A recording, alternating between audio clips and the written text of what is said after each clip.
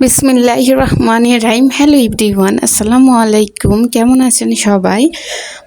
সকাল সকাল নাস্তা বানাতে চলে আসলাম, বরাবরের মতনই যেটা হয় আর কি, যেটা আজকে আপনাদের সাথে ফার্স্ট শেয়ার করতেছি।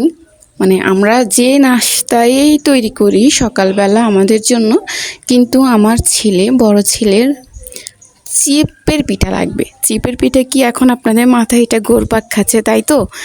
আসলে এটা আমার ছেলে পরোটাকে বলে চিপের পিঠা, হা।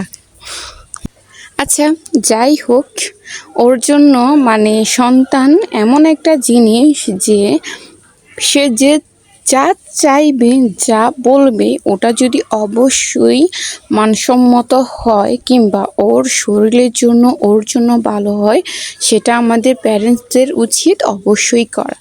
সো আমি ওকে তেল দিয়ে পরোটা কখনো ভাজা দিই না। আমি ওর জন্য ঘি দিয়ে পরোটা ভাজি করি। আর ঘিটা আমি অলওয়েজই ঘরের বাজার ফেসবুক পেজ থেকে অর্ডার করে নিই, যেটা কিনা আসলে অথেন্টিক, মানে অসম্ভব রকমের ভালো একটা প্রোডাক্টস, যেটা আমার কাছে পার্সোনালি ভীষণ ভালো লাগে।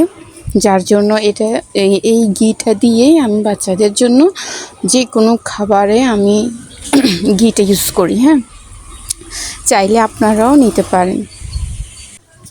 তো যাই হোক, আজকে অনেক কথাই বলে ফেললাম। ভালো থাকবেন সবাই। আমার বাচ্চাদের জন্য সবাই অবশ্যই দোয়া করবেন, এবং সকলের জন্য আমারও দোয়া রইল।